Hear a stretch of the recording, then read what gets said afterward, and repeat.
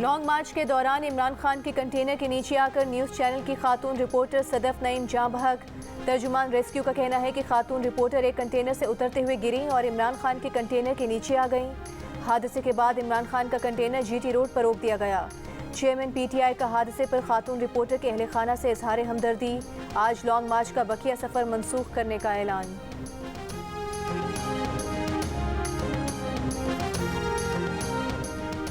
वज़ीर-ए-आज़म का PTI मार्च के दौरान खातून रिपोर्टर सदफ नईम की हलाकत पर इजहार ताज़ियत। एक बयान में कहा कि अंदोनाक वाक़े पर जितना अफसोस किया जाए कम है।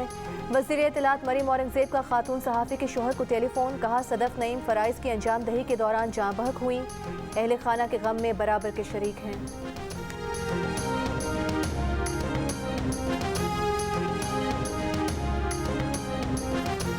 तहरीक इंसाफ के चेयरमैन इमरान खान ने कहा है कि इस्टेब्लिशमेंट ने नवाज शरीफ के खिलाफ केसेस बनवाए। इस्टेब्लिशमेंट ने ही बताया कि ये कितने करप्ट थे। इस्टेब्लिशमेंट की JIT ने साबित किया कि नवाज शरीफ करप्ट थे। इस्टेब्लिशमेंट ने बताया कि जरदारी चोर है और अब आपने चोरों का साथ देने का फैसला कर लिया। अब आप इनकी हिमायत में प्रेस कॉन्फ्रेंस करते हैं। अगर इस्टेब्लिशमेंट चोरों के साथ खड़ी है तो आवाम इसके साथ नहीं।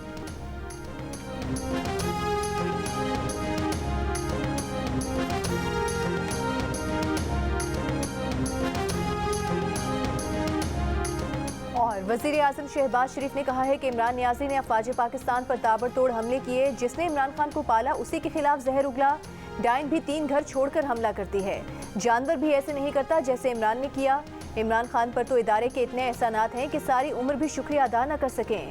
धक्का स्टार्ट गाड़ी भी चल पड़ती है मगर इमरान खान नहीं चल पाए।